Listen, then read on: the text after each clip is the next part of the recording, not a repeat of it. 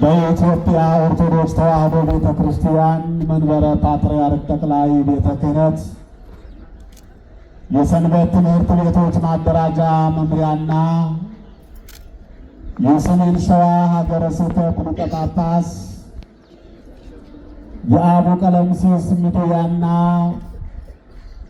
የደብረ ብርሃን ቅዱስ ባስልዮስ መንፈሳዊ ኮሌጅ የበላይ ኃላፊ ብፁዕ አባታችን አቡነ ኤጲፋንዮስ የምስራቅ ጉራጌ ጳጳስና የቅዱስ ሲኖዶስ አባል፣ ክቡር መላከ ሰላም ቆሞስ አባ ወልደ ጊዮርጊስ ከተማ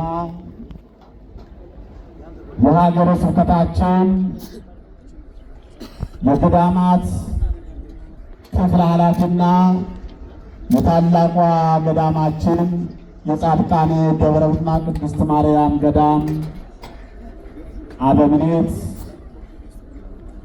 ክቡር መላከ ገነት ቆሞስ አባ ወልደ ኢየሱስ የዚህ ታሪካዊና ጥንታዊ ገዳም አስተዳዳሪ፣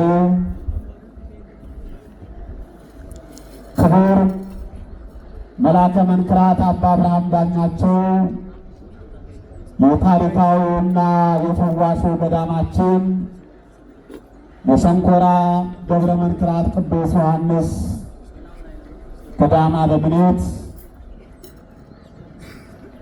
ክቡራን የሀገረ ስብከታችን የየክፍላት ኃላፊዎች፣ የአድባራት ገዳማት አስተዳዳሪዎች፣ የወረዳ ሊቃነ ካህናትና ጸሐፍት፣ አይንተ እግዚአብሔር፣ አበው ካህናት፣ አሃው ዲያቆናት፣ የሰንበት ትምህርት ቤት ወጣት መዘምራን፣ የሚዲያ ባለሙያዎች ይህንን ዓመታዊና ታሪካዊ በዓል አክብራችሁ በሕይወታችሁ ለመክበር ከአራቱም አቅጣጫ የተሰበሰባችሁ የእግዚአብሔር ልጆች፣ የእመቤታችን የቅድስት ድንግል ማርያም ወዳጆች፣ አባቶች፣ እናቶች፣ ወንድሞች፣ እህቶች፣ ሕፃናትም ጭምር ባሰባሰበን በመድኃኔ ዓለም ፍጹም ሰላም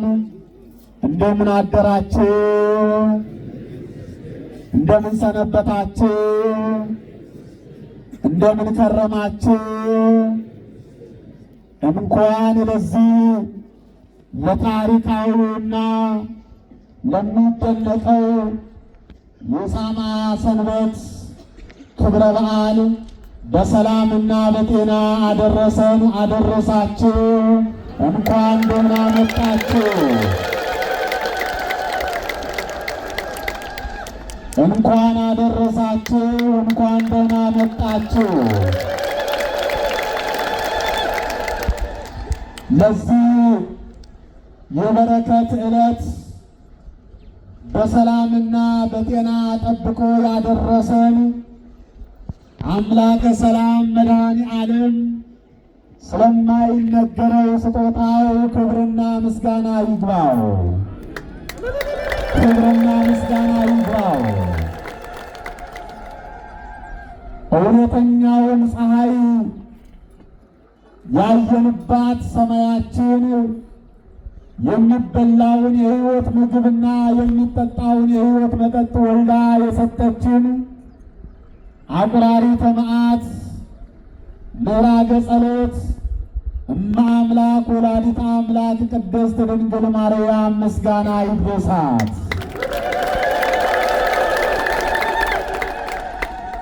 ወዘአዝለፈ ትዕግሥቶ ውእቱ ይድህም፣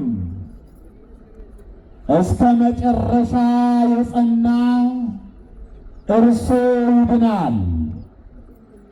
የማቴዎስ ወንጌል ምዕራፍ 24 ቁጥር 13።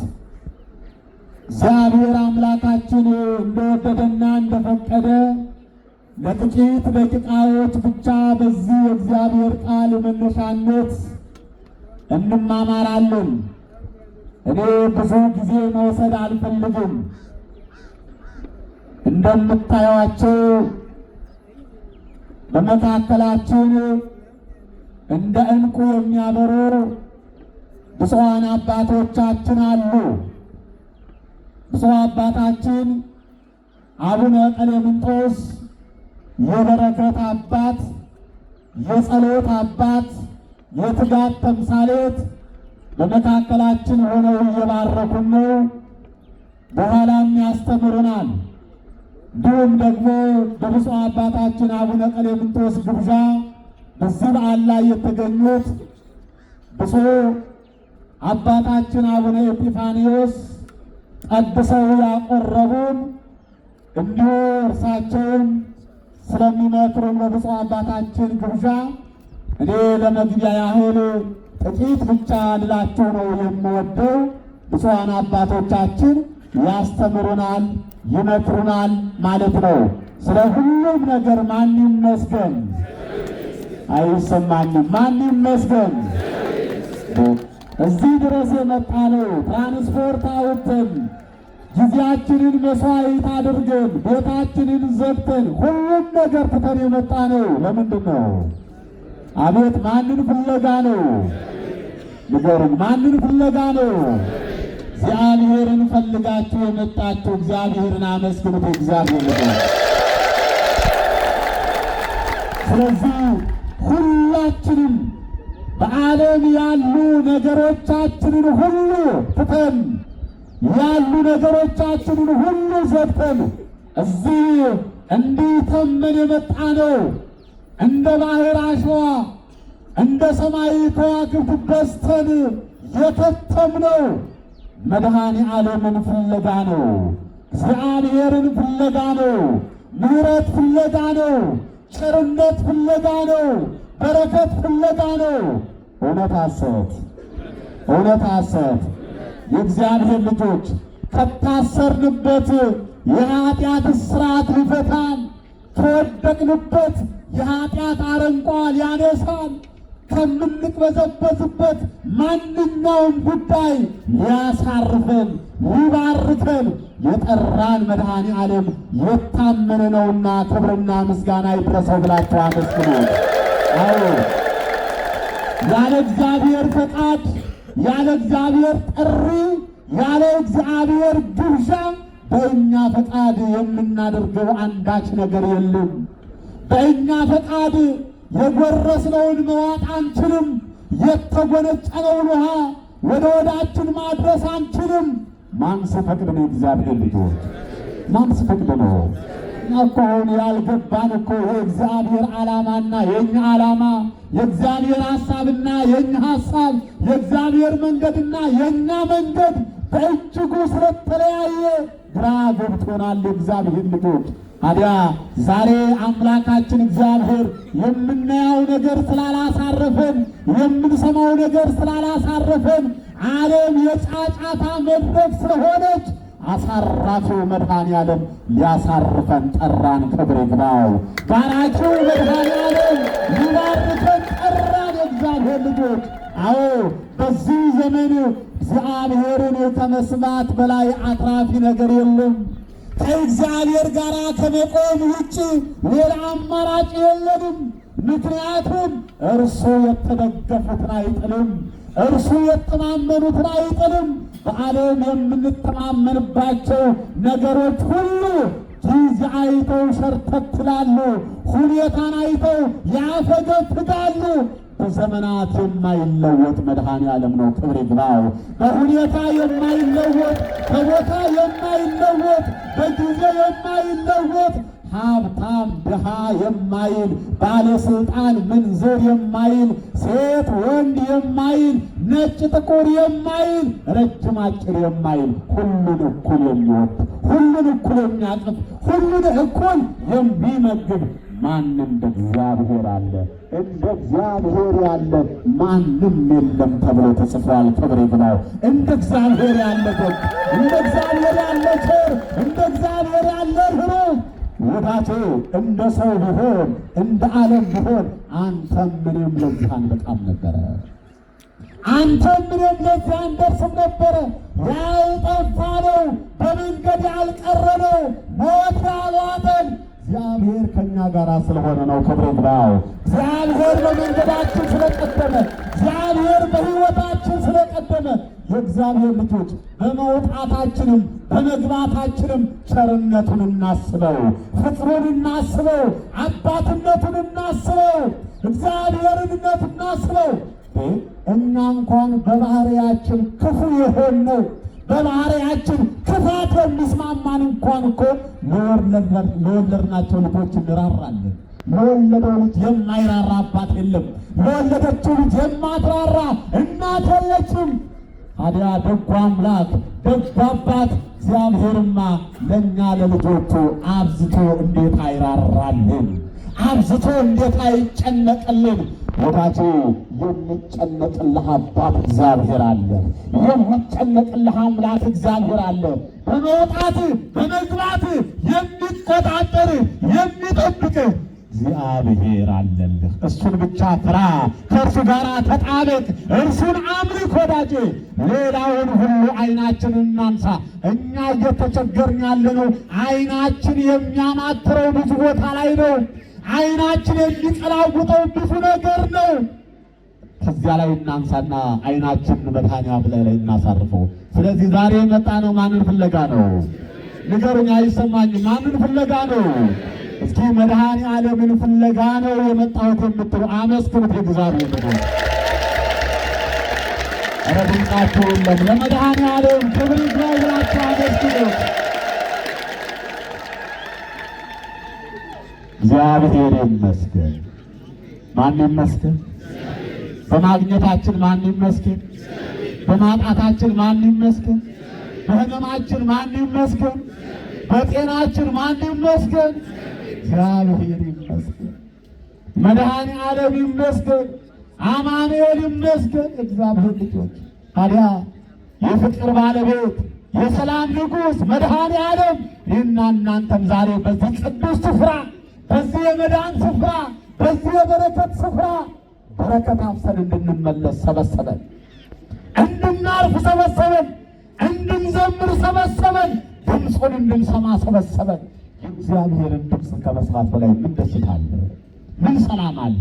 ምን ጤና አለ? እግዚአብሔር ልጆች እግዚአብሔር ይመስገን። እንዳልኳችሁ ወዘአዝለፈ ትዕግሥቶ ውእቱ ይድኅን፣ እስከ መጨረሻ የጸና እርሱ ይድናል ነው ያለው ቃሉ። ይህን ቃል ሁላችሁም በሉት። እስከ መጨረሻ የጸና በሉ፣ እርሱ ይድናል። እስከ ምን የጸና? እስከ ምን የጸና? እስከ መጨረሻ ጀምሮ ያቆም አይደለም። መካከል ላይ ሩጫውን ያቋረጥ አይደለም። ጫፍ ላይ ከውድድር ውጭ የሆነ አይደለም። እስከ መጨረሻ የጸና እስከ መጨረሻ የታገሰ እርሱ ይድናል። እርሱ በረከትን ይወርሳል። እርሱ የእግዚአብሔርን መንግሥት ይወርሳል ነው የሚለው ቃሉ። እንደሚታወቀው በቤተ ክርስቲያናችን አስተምህሮ መሰረት በታላቁ በኢትዮጵያዊ ሊቅ በቅዱስ ያሬድ ቀመር መሰረት ይሄ የደብረ ዘይት የዐቢይ ጾም አምስተኛው ሳምንት ደብረ ዘይት በመባል ይታወቃል። ደብረ ዘይት በኢየሩሳሌም በስተ ምስራቅ የሚገኝ ረጅም ተራራ ነው። በወይራ ዛፎች የተሞላ ታሪካዊ ተራራ ነው። አዎ ጌታችን ኢየሱስ ክርስቶስ ስለ ዳግም ምጽአቱ ያስተማረበት፣ ስለ ትንሣኤ ሙታን ያስተማረበት፣ እንዲሁም በዚያ ቦታ ላይ ያረገበት፣ በመዋዕለ ሥጋዌውም ቀን በከተማና በገጠር ሲያስተምር ውሎ ሌሊት የሚያድርበት ቅዱስ ተራራ ነው። እግዚአብሔር ልጆች ታዲያ ይሄ አምስተኛው የዐቢይ ጾም ሳምንት ደብረ ዘይት ተብሎ ተሰይሟል። የጌታችን የመድኃኒታችን የኢየሱስ ክርስቶስን የዳግም ምጽአት ነገር የምናስብበት የምንማርበት ሳምንት ነው። በዚህ ሳምንት የሚነበቡ ምንባባት፣ የሚሰበኩ ምስባካት፣ የሚዜሙ ዜማዎች፣ በቤተ ክርስቲያን በአገልግሎት ላይ የሚውሉ ነገሮች ሁሉ የጌታችን የኢየሱስ ክርስቶስ ዳግም ምጽአቱን የሚያወሱ፣ ዳግም ምጽአቱን የሚያስታውሱ፣ ዳግም ምጽአቱን የሚያስተምሩ ናቸው። ታዲያ ዳግም ምጽአቱ ብለን የምናስበው ጌታችን ኢየሱስ ክርስቶስ ለኃጥአን ሊፈርድባቸው ለጻድቃን ሊፈርድላቸው የሚመጣበትን ጊዜ ነው። ከዳግም ምጽአት በፊት ዓለም እንዳስተማረችን እንዳወቅነው ራሱ ጌታችን ኢየሱስ ክርስቶስ እንደነገረን ከዚህ በፊት ጌታችን መድኃኒታችን ኢየሱስ ክርስቶስ የሰውን ልጅ ሰው ለማድረግ ከድንግል ማርያም ከሥጋዋ ሥጋ ከነፍሷ ነፍስ ነስቶ ፍጹም አምላክ ሲሆን ፍጹም ሰው ሆኖ መጥቶልናል። ክብር ይግባው የእኛ ጌታ እኛን ሰው ሊያደርገን አዎ ወደ ቀደመ ክብራችን ወደ ቀደመ ማንነታችን ሊመልሰን በአጭር ቁመት በጠባብ ደረት ተወስኖ በክበበ ትስብእት ተወስኖ ወደዚህ ዓለም መጥቶልን ሁላችንም ከሞት ሥርዓት ፈቶን ከዲያብሎስ መንጋጋ ነፃ አውጥቶን በክብር አርጓል። እግዚአብሔር ልጆች በክብር ወደ አባቱ ኦሪና ወደ መጣበት ክብሩና ዙፋኑ የእኔና የእናንተ ጌታ መድኃኔ ዓለም ኢየሱስ ክርስቶስ መጥቶ የመጣበትን ዓላማ ፈጽሞ ወደ መጣበት ተመልሷል። ታዲያ ያን ጊዜ የመጣው የእኛን ሰውነት ገንዘብ አድርጎ ነው። የእኛን ባህሪ ገንዘብ አድርጎ ነው። በአጭር ቁመት በጠባብ ደረት ተወስኖ ነው። በክበበ ትስብእት ተወስኖ ነው የመጣው የእግዚአብሔር ልጅ። ታዲያ ይህ አመጣጥ ለበጎ ነበረ፣ ለምሕረት ለቸርነት ነበረ፣ ሁሉን ይቅር ለማለት ነበረ። ዳግም የሚመጣው ግን ከዚህ በተለየ አመጣጥ ነው። የእግዚአብሔር ልጆች እንዳልኳቸው ለኃጥአን ሊፈርድባቸው ለጻድቃን ሊፈርድላቸው ነው። እንዲሁም ደግሞ በሚታይ በእኛ ሰውነት ገንዘብ ሳይሆን በክበበ መለኮት ነው የሚመጣው። በሚያስፈራ ግርማ፣ በሚያስደነግጥ ግርማ ያን ጊዜ ይመጣል። ለዚህ እኮ ነው በመዝሙር ላይ ስትዘምሩ ምንድን ነው የምንለው? አቤት የዛን ጊዜ ክርስቶስ ሲመጣ፣ አቤት የዛን ጊዜ ክርስቶስ ሲመጣ፣ ትንሹም ትልቁም ትንሹም ትልቁም ትንሹም ትልቁም መድረሻውን ሲያጣ አይደለም። ያን ጊዜ በሚያስፈራ በሚያስደነግጥ በክበበ መለኮት ነው የሚመጣው። ቅዱሳን መላእክትን አስከትሎ ነው የሚመጣው። ታዲያ ያንን አስፈሪ ምጽአቱን የምንማርበት የምናውቅበት የምናይበት ይህ ሳምንት ነው የእግዚአብሔር ልጆች። ታዲያ ይህንን ሳምንት በማቴዎስ ወንጌል ምዕራፍ 24 ቁጥር 1 ጀምሮ ቅድም በቅዳሴው መካከል ብፁዕ አባታችን እንዳነበቡልን እንዳሰሙን ሁላቸውም ሰምታችኋል። የእግዚአብሔር ልጆች ደቀ መዛሙርቱ ከዕለታት አንድ ቀን በቤተ መቅደስ አለፍ ሲሉ የቤተ መቅደሱን ግርማ ሞገስ የቤተ መቅደሱን ማማር ያ በዘሩባቤል መሪነት ለ46 ዓመት የተሰራውን ቤተ መቅደስ አይተው አደናነቁለት ነው የሚለው። ታያዋለህ የቤተ መቅደስ እንዴት እንደሚያምር እንዴት ደስ እንደሚል እንዴት ውብና ማራኪ እንደሆነ ትመለከተዋለህን ብለው አደናንቀው በጥያቄ መልኩ አቀረቡለት ለጌታችን ለኢየሱስ ክርስቶስ ደቀ መዛሙርቱ። ጌታችን ኢየሱስ ክርስቶስ ዘወር ብሎ አየና እንዲህ ብሎ መለሰላቸው። ድንጋይ በድንጋይ ላይ ሳይፈርስ የሚቀርበት ጊዜ የለም። ይህ የምታዩት ቤተ መቅደስ ይፈርሳል፣ እንደ አዲስ ይሰራል አላቸው። እነርሱ ስለ አይዟቸው፣ ካሜራ ነው እሱ፣ አትደንግጡ፣ ካሜራ ነው ሌላ አይደለም። ተግባብተናል? ካሜራ ነው እና ያን ጊዜ ድንጋይ በድንጋይ ላይ ሳይፈርስ አይቀርም። ይሄ የምታዩት ድንጋይ ይፈርሳል፣ ይነሳል አላቸው። እነርሱ ስለ ቤተ መቅደስ ውስጥ እያሰቡ ነበረ። እርሱ ግን የነገራቸው ቤተ መቅደስ ስለተባለ ስለ ሰው ልጅ ሰውነት ነበረ። ሰው የተባለ ሁሉ ሞቶ በስብሶ ፈርሶ የማይቀር ትንሣኤ ዘጉባኤ እንዳለው የክብር መነሳት እንዳለው እያስተማራቸው ነበረ። የእግዚአብሔር ልጆች ይሄ የሚሆንበት ጊዜ አለ። ትንሣኤ ሙታን አለ። የሰው ልጅ ሞት አይቀርም እያለ አስተማራቸው፣ ነገራቸው። የእግዚአብሔር ልጆች ታዲያ ከዚህ በኋላ ደብረ ዘይት አካባቢ ሲደርሱ በተራራው ላይ ቁጭ እንዳለ ቀረብ አሉና ደቀ መዛሙርቱ ጌታችን ኢየሱስ ክርስቶስን ጠየቁት። ምን ተአምሪሁ ለምጽአትከ ወለኅልቀተ ዓለም? የዘመኑ ፍጻሜና የመምጣት ምልክት ምንድን ነው? መቼ ይሆናል? እንዴት ይሆናል? ይህንን ገልጣ ንገረን፣ ይህን ገልጣ አስተምረን። የዘመኑ ፍጻሜ መቼ እንደሆነ ምልክቱም ምን እንደሆነ ታስተምረን ዘንድ እንፈልጋለን እንወዳለን ብለው ጌታችን ኢየሱስ ክርስቶስን ደቀ መዛሙርቱ ጠየቁት ይላል እግዚአብሔር ልጆች። በዚህም ጊዜ ጌታችን መድኃኒታችን ኢየሱስ ክርስቶስ የዘመኑ ፍጻሜና የመምጣቱ ምልክት 17 አካባቢ እንደሚደርሱ ገልጦ ዘርዝሮ ነግሯቸዋል። እግዚአብሔር ልጆች ያን ሁሉ ልነግራችሁ አልችልም። ቅድም እንዳልኳችሁ ጊዜ የለኝም። ብፁዓን አባቶቻችን እንዲያስተምሩን ለእነርሱ ጊዜውን ለማሳጠር ማለት ነው። ግን ጥቂቶቹን ልንገራችሁ።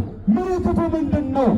የመምጣትህ የዘመኑ ፍጻሜ መነሻው ምንድን ነው? መድረሻው ምንድን ነው? በምንድን ነው የምናውቀው ብለው ጠየቁት ይላል። ያን ጊዜ ኡቁኬ ኢያሰሕቱክሙ ብዙኃን ይመጽኡ በስምየ ወያሰሕትዎሙ ለብዙኃን። አዎ ማንም እንዳያስታችሁ ተጠንቀቁ።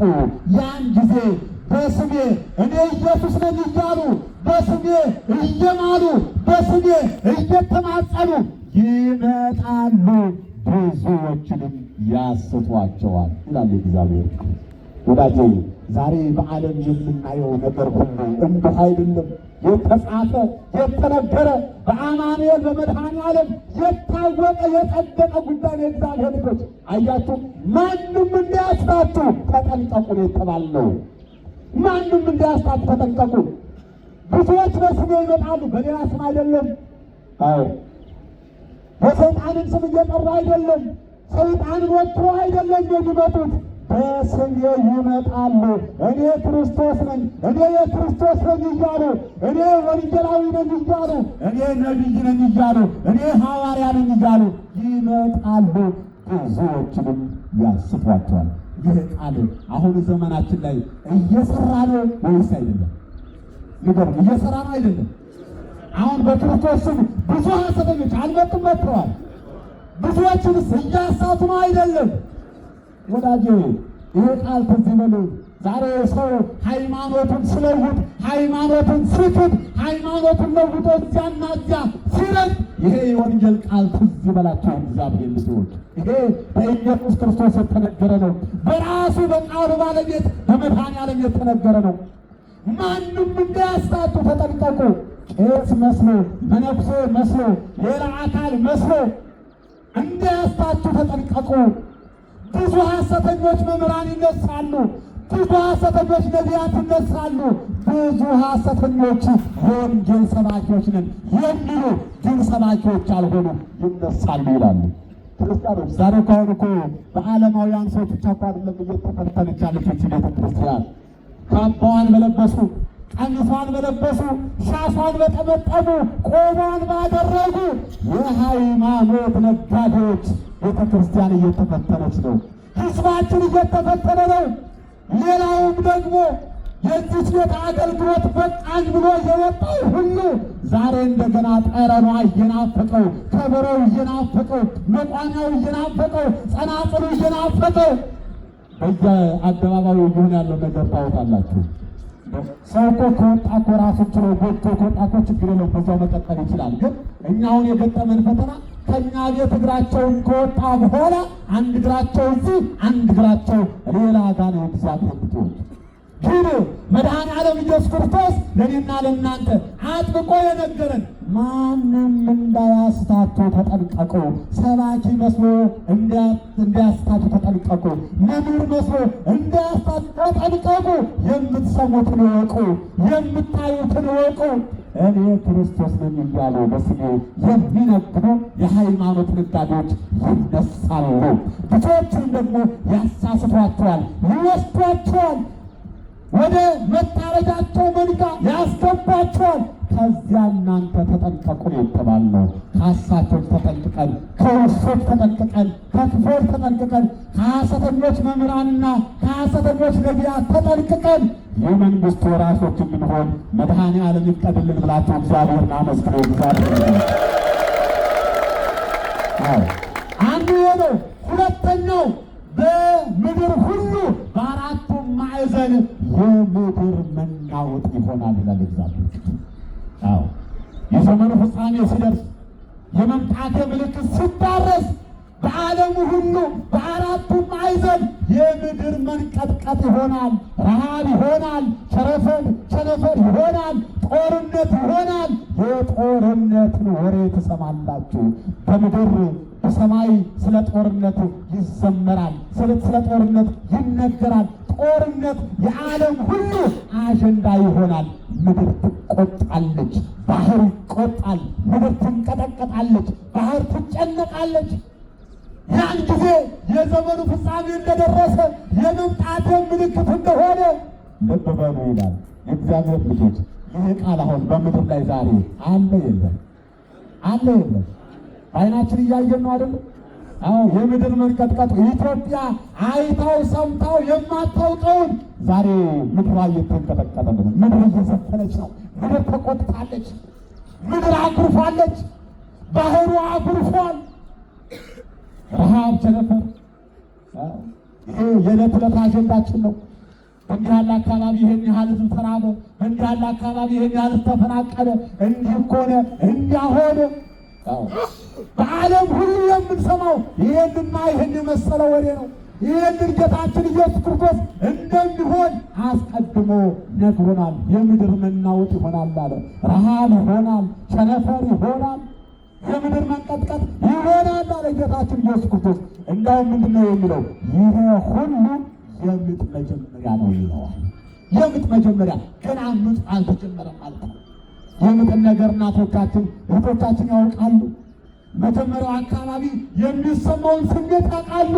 አሁን የምጠቃቅስላችሁ ችግርና መከራ የምጥ መጀመሪያ እንጂ ዋናው አይደለም። የምድር መንቀጥቀጡ፣ ረሃቡ፣ ቸነፈሩ፣ ጦርነቱ የምጥ መጀመሪያ ነው፣ የህመም መጀመሪያ ነው ይላል። ይሄ የመድኃኔዓለም ቃል ነው እግዚአብሔር። ስለዚህ እነዚህ የመሳሰሉ ችግሮች በዘመኑ ፍጻሜና በጌታችን መምጣት መቃረቢያ ጊዜ እንደሚሆኑ እንደሚከናወኑ ይነግረናል እግዚአብሔር። ታዲያ ቀጠል ያደረግና ከዚያ በኋላ ፍቅር ትሰኮስ ማኅበ ብዙኃን፣ እንዲሁም ደግሞ ፍቅር ከሁሉ ዘንድ ትቀዘቅዛለች። ፍቅር በሀገርና በሀገር መካከል ይቀዘቅዛል። ፍቅር በቤተሰብ መካከል ይቀዘቅዛል። ፍቅር በትዳር መካከል ይቀዘቅዛል። ፍቅር በሰው ልጆች መካከል ሁሉ ይቀዘቅዛል። ከኃጢአትና ከአመፃ ከበደል ብዛት የፍቅር ስሟ ብቻ ይቀራል። በሰው ልቦና አትገኝም፣ ከሰው ልቦና ትጠፋለች። ሰዎች በፍቅር ማጣት ይራባሉ፣ ይጠማሉ ብሎ ስለ ፍቅር መቀዝቀዝ፣ ስለ ፍቅር መጥፋት ጌታችን መድኃኒታችን ኢየሱስ ክርስቶስ ይነግረናል። የእግዚአብሔር ልጆች ዛሬ በሀገራችን በዓለማችን እያየን ያለነው ይህን ነው። ሰው ለሰው ተጨካክኖ፣ ቤተሰብ ለቤተሰብ ተጨካክኖ፣ ወንድም በወንድሙ ላይ ጨክኖ መከራችን በዝቶ መለያየት በዝቶ ነው የምናየው። ይህ እንደሚሆን ጌታችን መድኃኒታችን ኢየሱስ ክርስቶስ አስቀድሞ ነግሮናል፣ አስተምሮናል ማለት ነው። አምላካችን እግዚአብሔር ፍቅሩን እንደ ሸማ ያላብሰን። ያጣነውን ፍቅር፣ ያጣነውን ሰላም፣ የጎደለብን አንድነት መድኃኔዓለም በምሕረቱ በቸርነቱ ይመልስ።